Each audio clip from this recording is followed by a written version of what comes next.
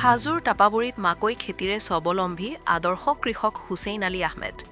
মাকৈ খেতিৰে সেউজ বিপ্লৱৰ সপোন ৰচিছে হাজোৰ টাপাবুৰীৰ এগৰাকী কৃষক হুছেইন আলী আহমেদে।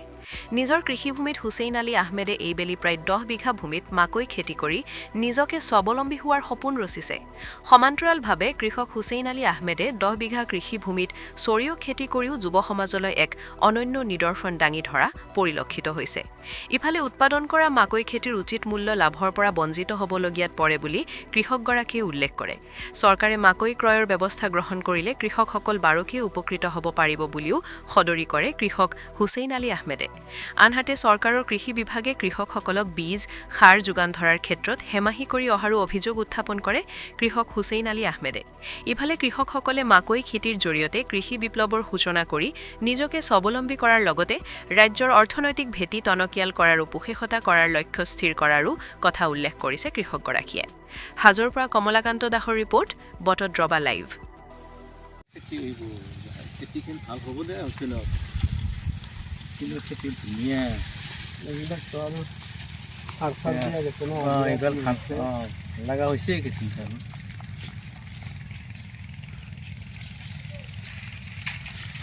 পোনপ্ৰথমে আপোনালোকে ইমান কষ্ট কৰি নদীৰ পাৰ হৈ আহি আমাৰ খেতিবিলাক প্ৰচাৰ কৰাৰ কাৰণে এটা সুবিধা দিছে, তাৰ কাৰণে পোনপ্ৰথমে আপোনালোকক ধন্যবাদ জনাইছো। মূল কথা হৈছে যে আমি এইবিলাক খেতি কৰি আছো আজি কেইবা বছৰ যে আগত নাছিল, আমাৰ ইয়াত মাকৈ খেতি নাছিল, কিন্তু এই মাকৈ খেতি যেতিয়াৰ পৰা আহিল আমি কৃষকসকলে বহুত লাভৱান হৈছো। মাজে মাজে কেতিয়াবা দামটো কমি গ'লে আকৌ দামটো আহে, গতিকে এনেকৈ চলি আছো। যিহেতু মই এজন টিউটৰ শিক্ষক, গতিকে যিটো পইচা পাওঁ নকলে এতিয়া উপায়হীন হৈ খেতিত আহিব লগা হৈছে।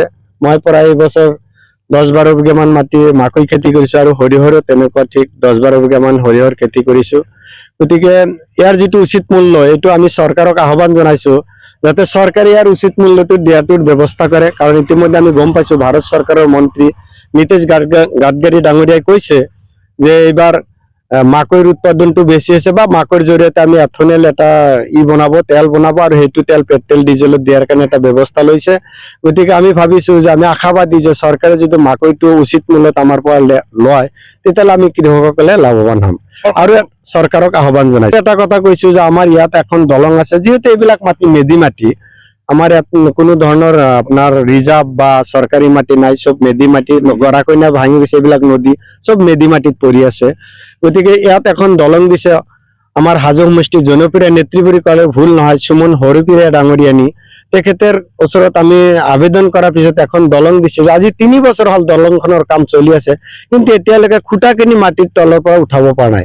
গতিকে আপোনালোকৰ চেনেলৰ জৰিয়তে আমি চৰকাৰক আহ্বান জনাইছো আৰু বিধায়িকা মহোদয়ক আহ্বান জনাইছো যাতে যিজন কণ্ট্ৰেক্টৰ আছে তেওঁ যাতে অতি সোনকালে আমাক দলংখন কৰি দিয়াৰ ব্যৱস্থা কৰে, কাৰণ ইয়াৰ পৰা যেতিয়া আমি মাকৈবিলাক উঠাই লৈ যাওঁ তেতিয়া আমাৰ কেৰিং খৰচটো বহুত বেছি পৰে।